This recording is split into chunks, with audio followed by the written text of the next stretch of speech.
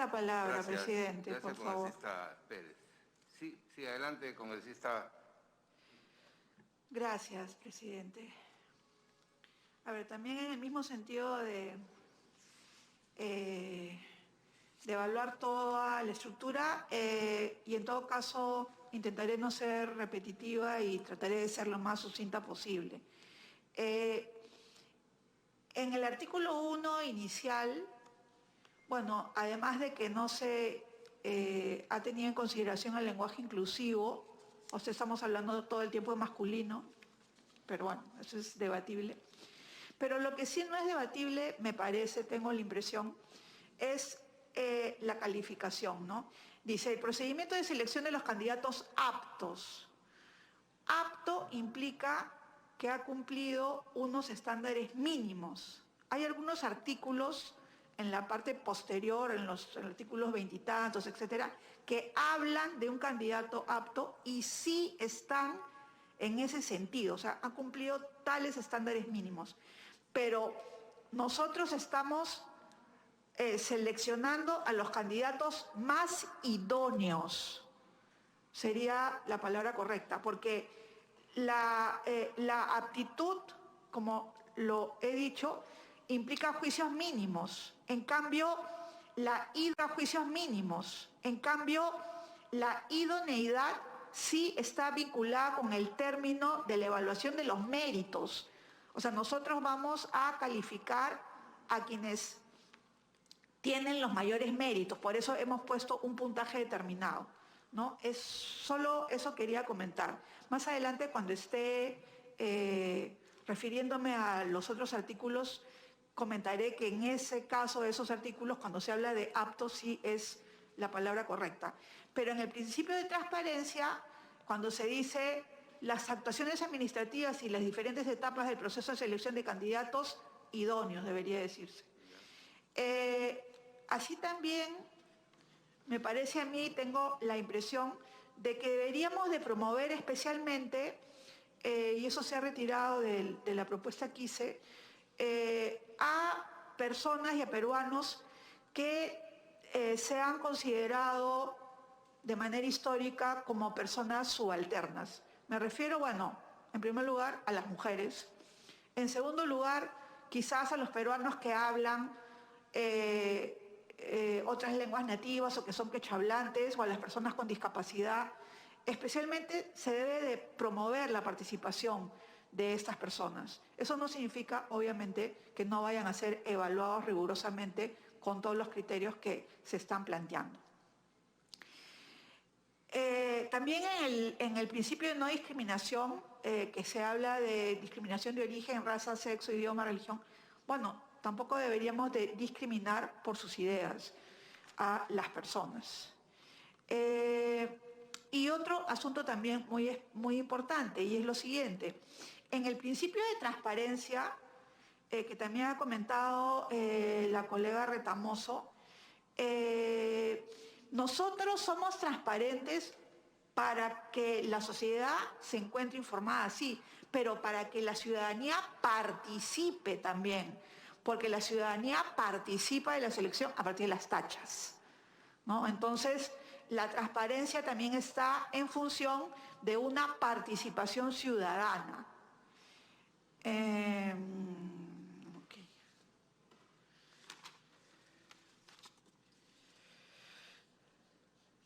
Bueno, también acá está la palabra de los ciudadanos aptos, en fin.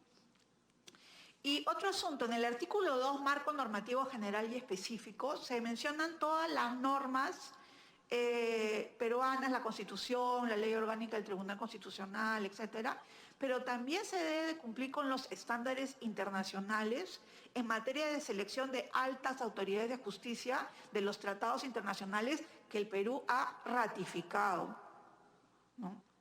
Digamos, o sea, como marco, ¿no? Por ejemplo, en el artículo 5, etapas del proceso de selección, primera etapa, inciso 5, ahí dice publicación de la lista de los postulantes aptos, en ese caso sí son aptos. Nada más, eso quería mencionarlo.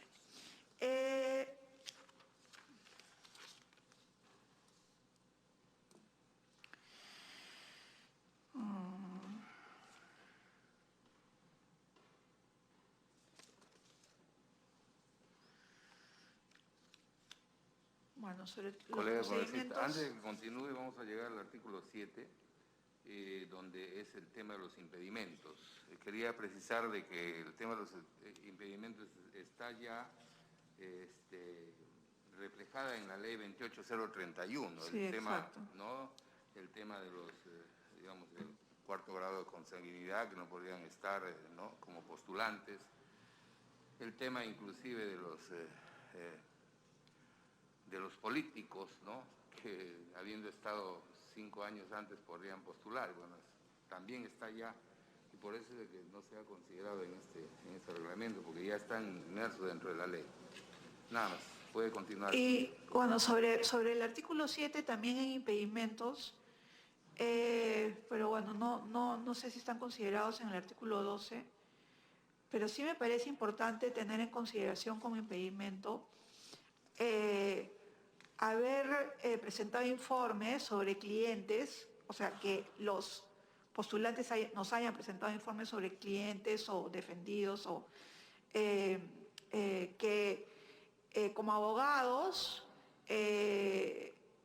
hayan, digamos, defendido casos de narcotráfico y violencia contra la mujer, corrupción de funcionarios y violaciones de derechos humanos.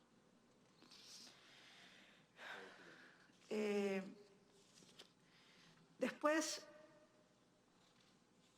bueno, también en relación con la evaluación de la carpeta de inscripción y declaración de estar apto para postular, me parece importante considerar que para que las personas, la ciudadanía pueda presentar las tachas adecuadas, se debe de publicar la carpeta completa.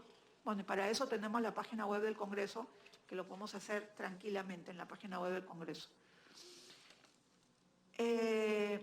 También estoy de acuerdo con Cristina Retamoso en el artículo 21, inciso 2, que la resolución de las tachas debe ser motivada, su aprobación o rechazo requiere el voto de la mayoría calificada.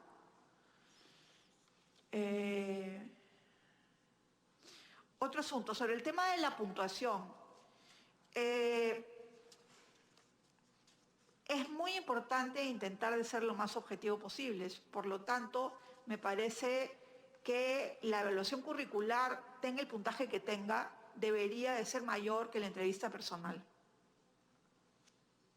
para evitar suspicacias. Y ahí pasamos a evaluación curricular. Entiendo la preocupación del colega Pérez, sí, porque realmente se han dado reconocimientos a tantas personas que, como él mismo dice, hoy en día están purgando sentencias, ¿no? Pero sin embargo, por ejemplo, o sea, hay, digamos, no se puede poner acá porque es ya mucho detalle, pero hay situaciones en las que sí el reconocimiento es un reconocimiento totalmente formal. Por ejemplo, ser un profesor emérito de la universidad. Ser un profesor emérito de la universidad implica haber sido, pues, auxiliar, asociado, en fin, etcétera, etcétera, y ser, no sé, jubilado o no jubilado, pero ser un profesor emérito es un reconocimiento que sí es absolutamente objetivo, ¿no? Y en ese sentido quisiera pasar a la evaluación curricular y también estoy de acuerdo con que es complicado hablar de estudios concluidos, ¿no? Sin embargo, podemos tener a un candidato de 45 años que que tenga estudios de un doctorado y que le esté por sustentar la tesis, y bueno, entonces en ese caso, claro, no es doctor, pero ha tenido estudios concluidos, ¿no? O está expedito para ser doctor. Entonces, ¿se evalúa o no se evalúa que estudió 2 años en la universidad y que hizo su investigación en ese sentido? Por eso, esta evaluación curricular y sobre todo el tema de grados académicos, el tema de haber sido magistrado, el tema de la cátedra universitaria y las investigaciones, deberían de tener un puntaje muy alto, deberían de tener un puntaje muy alto.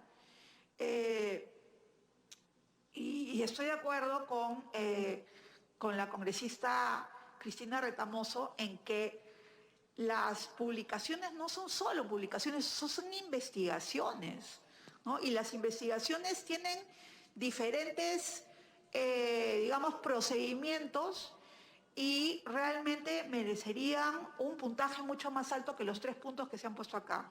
Y por otro lado, dentro del ámbito universitario académico, yo no estoy tan de acuerdo, pero un artículo publicado en una revista arbitrada, internacional e indizada vale más que un libro. Yo diría que podríamos, en todo caso, evaluar la calificación del puntaje, porque ser coautor de un libro no debería de tener más puntaje que la publicación en una revista indizada. Porque una revista indizada es una revista arbitrada por pares ciegos. Eso implica que cuando tú presentas un artículo, tienes a 2 pares ciegos que te evalúan y que te dicen se aprueba o no se aprueba. Y si se aprueba, te dan 3 meses para corregir. Y si tú no corriges bien, no te aprueban el artículo.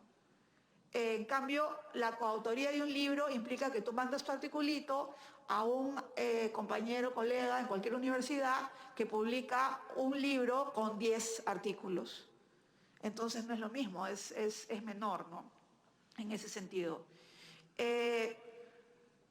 Por otro lado, sí también estoy de acuerdo en que el tema de los grados académicos y las licenciaturas están registradas en la SUNEDU, pero ojo, los estudios no concluidos no están registrados en la SUNEDU, porque la SUNEDU solamente registra títulos y grados. Entonces habría que ver si es que incluimos o no incluimos estudios concluidos, ¿no? Por otro lado, sí, yo sí estoy de acuerdo en que los estudios, las investigaciones en derecho constitucional tendrían que tener un puntaje mayor que los estudios en cualquier otra rama del derecho, porque precisamente estamos hablando de magistrados del Tribunal Constitucional. Por otro lado, también de acuerdo con el tema de diferenciar entre auxiliar, asociado y principal,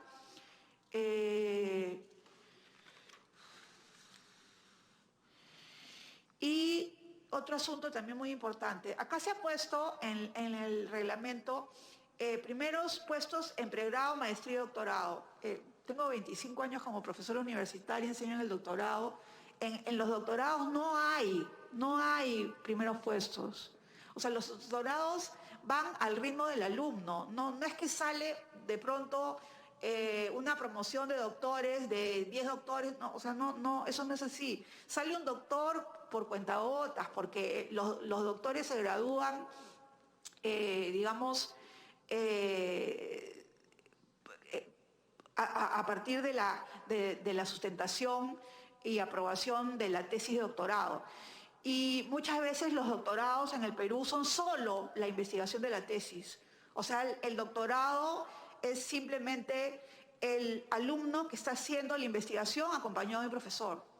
Y no es una promoción. Entonces, no se podría hablar de primer puesto, segundo puesto, tercer puesto. Eso sí se puede hablar en el pregrado.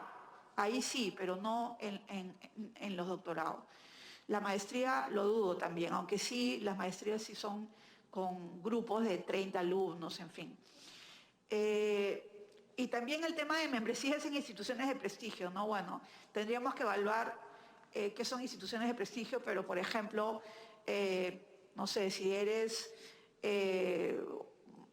un miembro emérito de la barra de abogados de Nueva York, bueno, es una institución de prestigio, ¿no? En fin. Después, en relación con la evaluación de conocimientos, en términos generales no estoy de acuerdo de que nosotros evaluemos conocimientos. Porque el artículo 30 lo que dice es que, o sea, más allá de que sea una evaluación oral o una evaluación escrita, pero el artículo 30, en el inciso 30.2, lo que dice es: los miembros de la comisión especial califican de manera conjunta la evaluación de conocimientos de cada uno de los postulantes de forma tal que otorgan un único puntaje. Pero ¿cómo nosotros vamos a calificar teoría general del derecho, teoría general del proceso, criterios de emisión y resolución de casos, derecho constitucional? Es como si estuviéramos evaluando, digamos, ustedes, el doctor Pérez y la doctora Rodas son médicos, ¿no? Entonces, ¿qué sucedería si en realidad estuviéramos calificando a unos médicos para que formen parte de una comisión de alta especialidad? Yo como abogada podría calificar a un médico.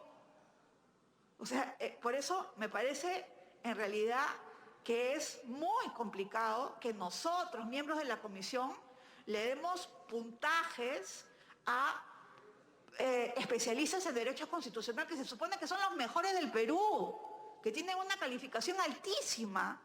¿Cómo podría yo, no sé, calificar de derecho constitucional al doctor Blume, al doctor Sardón, al doctor Augusto Ferrero, que ha sido mi profesor? Entonces, me parece complicado que nosotros evaluemos conocimientos. Yo consideraría y propondría que la evaluación de conocimientos no sea incorporada dentro de esta evaluación general y que más bien lo que evaluemos sea el currículum y la entrevista personal. Esa es mi propuesta. Y en todo caso, digamos, en el supuesto negado de que tuviéramos que evaluar conocimientos, en el 28.2 tendría que incluirse el derecho internacional de los derechos humanos. Pero yo no estoy de acuerdo en que nosotros seamos quienes vayamos a calificar a personas que tienen un altísimo conocimiento del derecho constitucional, porque nosotros no estamos calificados en ese ámbito, ¿no? Y en relación con la entrevista personal, pienso que debería de tener un puntaje más bajo que la evaluación curricular.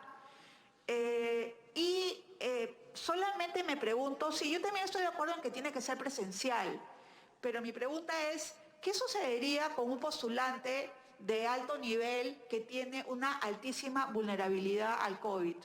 O sea, una persona que es diabética, que es asmático y que es una persona mayor de 60 años, digamos. ¿Qué pasaría, ¿no? Entonces tendríamos que evaluar si podemos hacerlo virtual también, ¿no? O sea, digo, eventualmente, ¿no?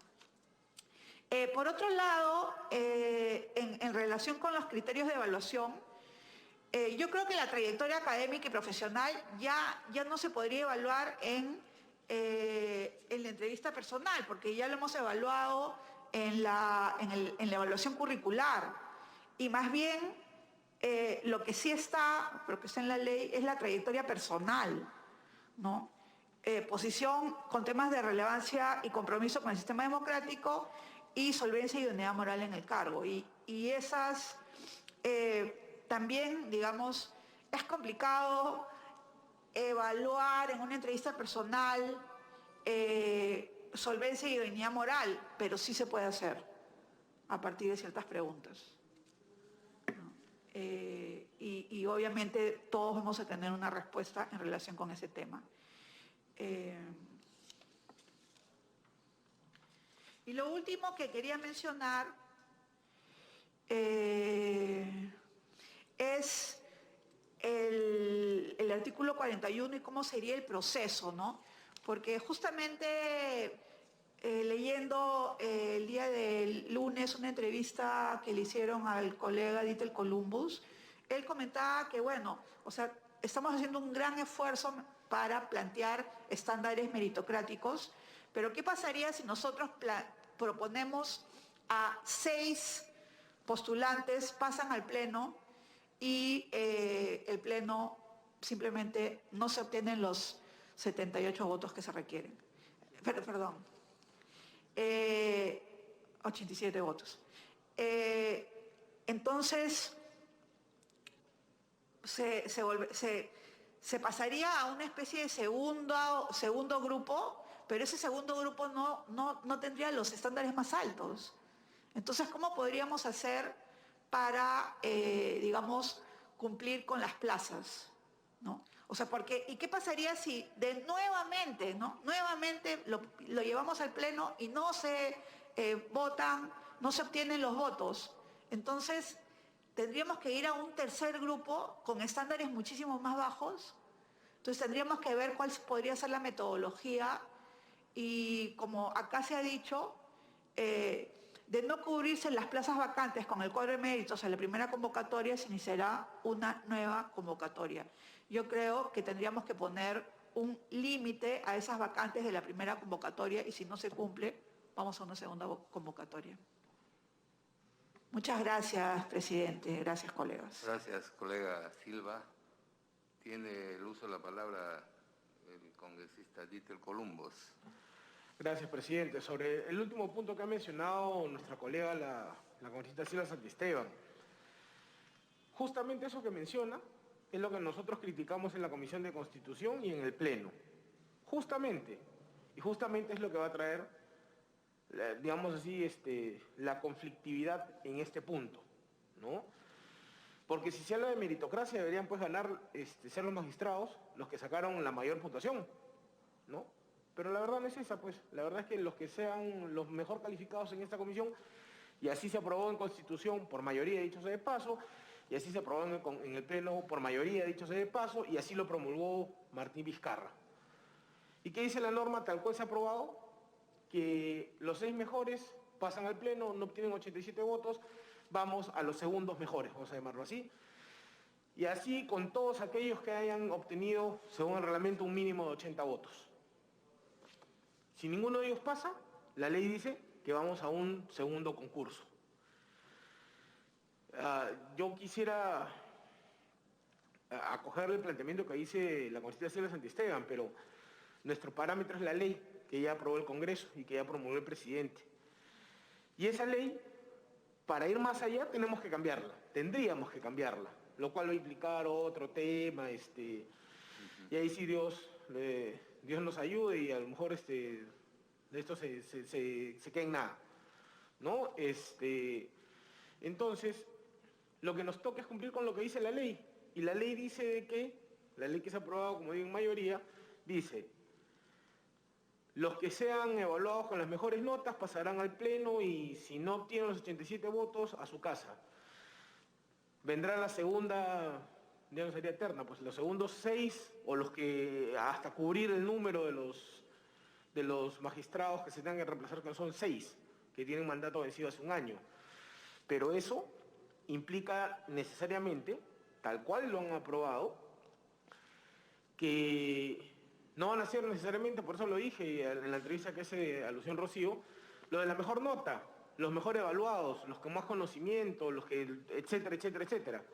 Y así ha sido siempre, porque está en la Constitución que quien es magistrado del Tribunal Constitucional es el que logra, y ahí se lo resalto, eso es quizás el mérito, ¿no? Obtener los 87 votos. ¿Ya? El mérito, si quieren, político, de la naturaleza que quieran llamarlo, pero el mérito de tener 87 votos.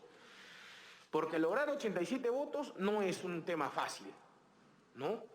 No es un tema fácil. Prueba de ello es el tema de las reformas constitucionales, ¿no? Entonces, quizá el tema de la meritocracia, pues tratando de encontrarle un sentido pues a lo que tanta meritocracia que se ha anunciado como bombos y platillos, no se refiere a la etapa primera, que es la que nos toca a nosotros, sino a la etapa segunda, que es la de los votos en el Pleno. Entonces, presidente, yo sugeriría de que todos estos aportes que han hecho los miembros de la comisión sean tamizados por la Secretaría Técnica, pero yo sí le sugeriría de que, para no hacer tan extensas quizá estas reuniones, sean ciertamente nuestros asesores de nuestros despachos que se junten para poder ver este tema y que vayan entre los asesores de cada despacho con nosotros, obviamente viendo qué va, qué no, y ir planteándolo a nivel de asesores, como inicialmente se había planteado y que no iban pues los asesores, todos los asesores, no iban. Entonces, para evitar eso, que sea un acuerdo ahora en la comisión de que los asesores de cada uno de los miembros de la comisión van a ir coordinando un texto final de este reglamento. Porque a lo mejor, si lo hace solamente la secretaria técnica, viene otra vez otro propuesta de reglamento y vamos a tener nuevas observaciones. Entonces, mejor de una vez que nuestros asesores, que en teoría debería ser así, ¿no?, saben más que nosotros que somos los asesorados, entonces ellos son los que nos pueden orientar mejor en algunos temas, como ha pasado en mi caso, de algunas cuestiones de forma y fondo que he señalado respecto al reglamento que se nos pasó. Y a lo mejor así en la próxima sesión ya tenemos un tema consensuado y podemos aprobarlo. Porque si vamos a entrar a que en cada sesión vamos a estar viendo una nueva propuesta y la nueva versión, vamos a llegar a octubre y le vamos a tener que pedir al Señor los milagros que nos ayude, señor presidente. Gracias. Bueno, gracias, Dieter. Colegas congresistas, yo en realidad encuentro en esta sesión bastante fructífera una situación bastante buena para esta comisión. Primero que recibimos todas las sugerencias bastante objetivas de parte de ustedes, ¿no?, para que esto sea, digamos, escrita o bien intencionada en las próximas reuniones. Yo tengo una propuesta que ojalá la compartan para avanzar este tema, de que hasta el día viernes 11 nos puedan enviar todas las aseveraciones que hoy han vertido, que son muy interesantes, muy importantes, para consolidarlos, ¿no?, hasta el día lunes 14, en el cual nosotros les devolveríamos, para eso vamos a hacer un programa ya con los asesores, ¿no?, devolveríamos a cada uno de ustedes, a sus correos, la versión consolidada de todo lo que ustedes han propuesto. Y si hay un artículo en el cual las propuestas de modificación son de varios congresistas, entonces tendría que separarlo para votar por separado. Pero lo principal es que quisiéramos que hasta el día viernes nos hagan llegar, ¿no?, al WhatsApp o al correo de nuestros asesores o al WhatsApp que tenemos los 9, ¿no?, para poder alimentar y hasta el día lunes consolidar todas estas preocupaciones, todas estas solicitudes, y ya para que lo tengan en sus correos, y llegamos al día miércoles ya con algo concreto, algo más, digamos, más digerible, mucho más fácil de poder avanzar, como les digo, capítulo por capítulo, artículo por artículo. Esa es una propuesta que les hago, salvo que haya otra. Sí, congresista. Presidente, no sobre el punto que está planteando, sino una intervención mía sobre una reacción inicial solo quería decirle que yo estaba pendiente, digamos, para hacer como los colegas, compartir mis opiniones, pero después de que terminemos con la propuesta que está haciendo usted de carácter metodológico, digamos.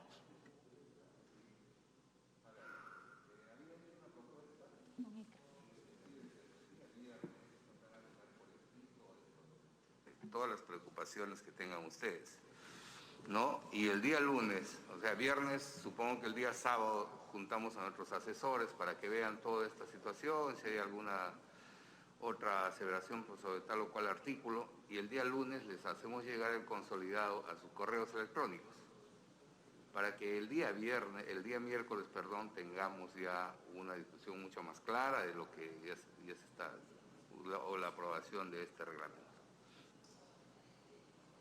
Sí, congresista Costa, adelante. Presidente, como le decía, yo todavía tenía una intervención previa, digamos, a esa decisión. No sé si la hago y después regresamos, ¿no? Perfecto. Ya, le agradezco, presidente. Presidente, mis comentarios generales sobre el texto. En primer lugar, saludar la iniciativa que usted nos presenta. Me parece un buen una buena propuesta de reglamento para la comisión. Tengo, sin embargo, algunas observaciones de detalle que voy a hacer llegar por escrito, a efectos de que me parece buena la idea de, la agregaría, digamos, a la que usted ha hecho, que sea con nuestros asesores, que se pueda ver cómo se incorporan estos ajustes, ¿no? Y nuestros asesores son quienes además nos informan después. Entonces es más fácil venir a la reunión ya sabiendo cuáles son los puntos de controversia y concentrarnos ahí y no distraernos con cosas que ya hemos podido avanzar. De manera que lo primero que digo es, tengo varias recomendaciones así precisas, muchas coinciden con las ya hechas por María Cristina, por Jorge, por Rocío y por Dieter. Muchas, varias, ¿no? Y por tanto no quiero, digamos, entrar en ellas, ¿no? Me gustaría más bien unos comentarios de carácter general, que me parece que pueden ayudar. La primera, presidente, tiene que ver en relación con el mandato que tenemos. O sea, ¿cuál es el propósito de la comisión? El propósito de la comisión es seleccionar a unos candidatos, los mejores, los más idóneos, como se ha dicho, para ponerlos a consideración del Pleno del Congreso. Entonces, ¿cómo hacemos esa tarea? La ley que hemos aprobado, la resolución legislativa que hemos aprobado nos lo dice. ¿Cuáles son los requisitos para ser magistrado? Entonces hay algunos requisitos, digamos, que podemos decir formales, que son ser peruano de nacimiento, ser ciudadano en ejercicio, tener más de 45 años y haber sido magistrado, haber ejercido la abogacía o la cátedra universitaria por un periodo determinado, ¿no? La ley establece cuál es ese.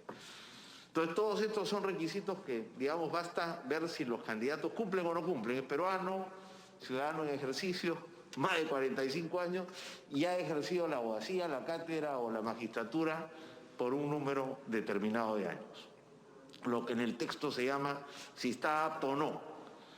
En quinto lugar, también asegurarnos de que no sea objeto de una investigación preparatoria o tenga una condena penal por delito doloso. Otro hecho claramente objetivo, digamos, ¿no? Ahora, hay un sexto punto en el artículo 15 de requisitos para ser magistrado que me parece que va a la esencia del perfil que estamos buscando, ¿no? Más allá, digamos, del cumplimiento de estos requisitos, que es, a ver, tiene que ser, además de contar con todas esas características, tiene que ser una persona que tenga una reconocida trayectoria profesional. Eso es más difícil de medir, ¿no? O sea, mucho más fácil es saber si tiene 45 años, si es peruano, si es ciudadano en ejercicio, o si fue o no magistrado, abogado o profesor universitario durante un determinado número de años, o si tiene o no una investigación o una condena penal. Esos son hechos objetivos, pero la trayectoria profesional ya es más difícil de evaluar. Pero es eso lo fundamental, digamos, en términos ya sustantivos. En segundo lugar, tener también solvencia e idoneidad moral, más difícil todavía.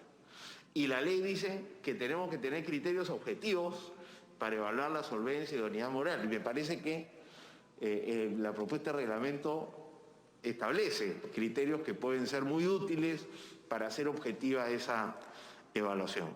Y en tercer lugar dice, también esta persona tiene que tener probada trayectoria democrática de respeto y defensa del orden constitucional. Más difícil todavía, digamos, ahí yo creo que no hemos aterrizado.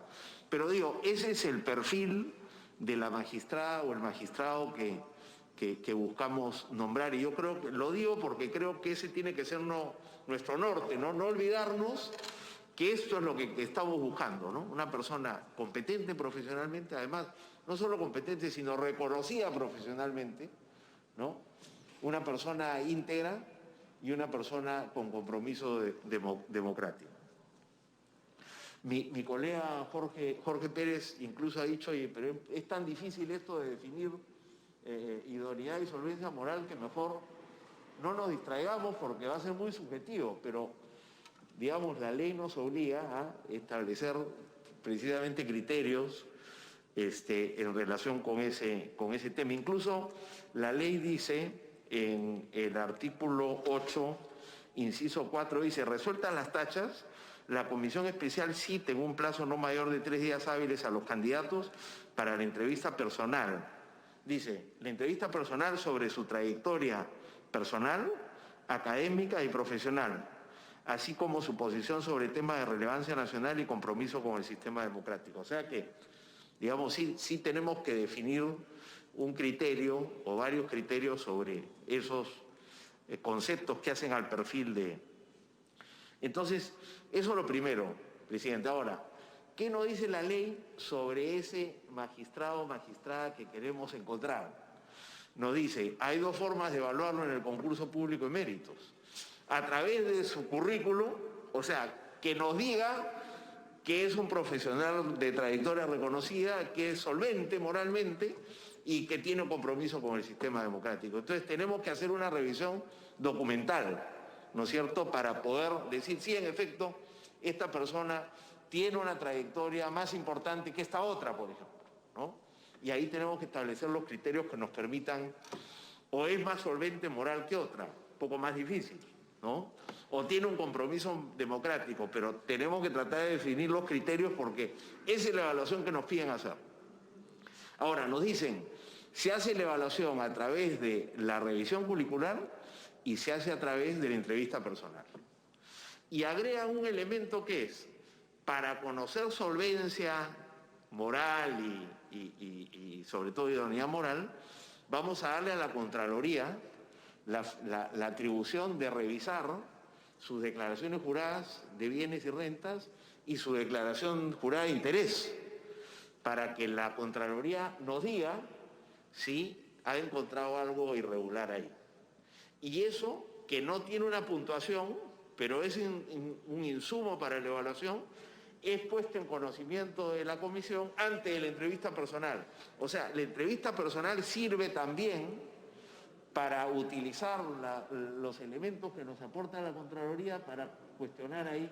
Oye, usted, es verdad que usted no ha declarado esto, pero en efecto sí ha tenido tales y tales intereses o ha incurrido en tal y tal conducta. Entonces, yo creo que esas son las 3 herramientas. ¿Por qué lo digo, presidente? Porque acá hay, digamos, un cuestionamiento que yo quiero hacer con todo respeto a la propuesta que nos hacen, que tiene que ver con el examen de conocimientos. Porque en la ley no está el examen de conocimientos. Y no está no porque se nos olvidó, porque le digo, yo estoy en la Comisión de Constitución, también mi colega José Bea, y no sé si recordará, pero ahí nosotros tuvimos incluso por invitación del presidente de la Comisión de Constitución una sesión con el doctor Urbiola, que fue presidente del Tribunal Constitucional, Raúl Ferrero, y una tercera persona que en este momento no estoy recordando. No sé si fue Aníbal Quiroga. Tú estabas, Dítel, tú no estás en... Tú estabas, sí, estamos ahí. Fue Ferrero, Urbiola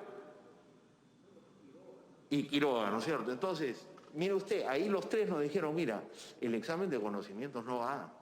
Por lo que decía Rocío, o sea, imagínense ustedes, los médicos acá de Jorge y Tania, le integran una comisión para nombrar a 7 médicos notables que hagan una evaluación de lo que ha sido el COVID. Y qué errores se cometieron y cómo se hubiera podido hacer mejor la respuesta.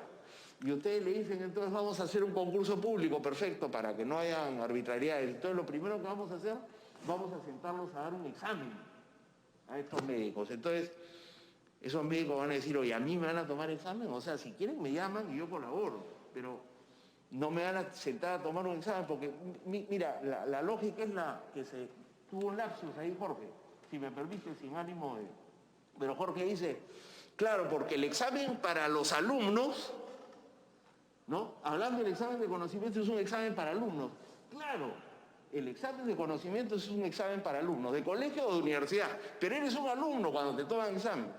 Y estas son personas, por el perfil que nos da la ley, que están pues más allá del examen, porque ya tienen que tener una trayectoria. Salvo que no la tengan, se presenten y nosotros les decimos, no pues, los que tienen trayectoria son estos, pero estos no tienen trayectoria. Esa es la tarea que nos corresponde a nosotros, pero no vamos a determinar que tienen trayectoria tomándole un examen de conocimiento porque los va a ahuyentar, ¿no es cierto?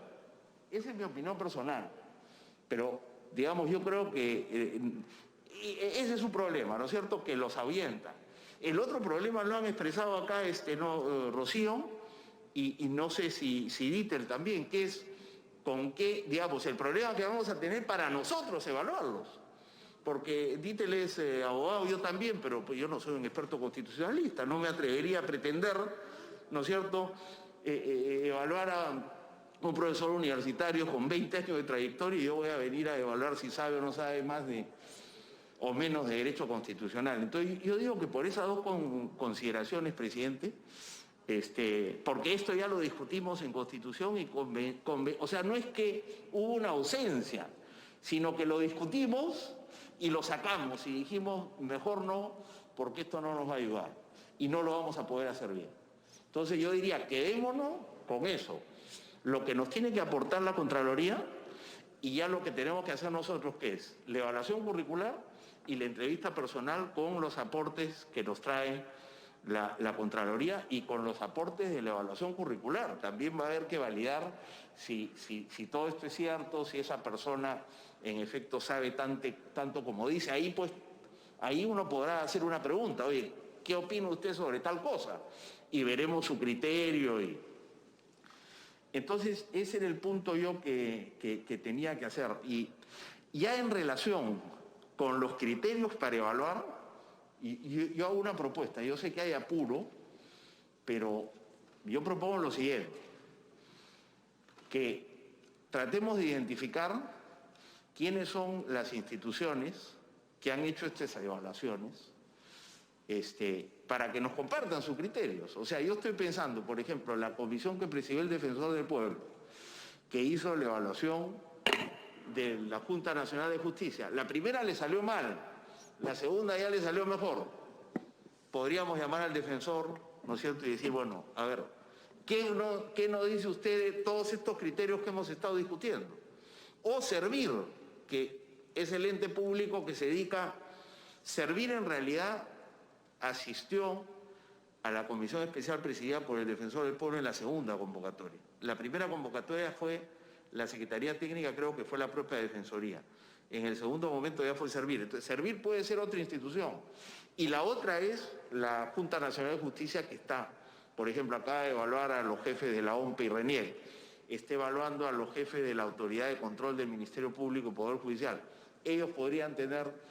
No propongo uno en específico, digo, ¿por qué no consultamos con instituciones públicas que hagan esta labor y que, digamos, nos ayuden a hacer una revisión de esto a la luz de su práctica y su experiencia?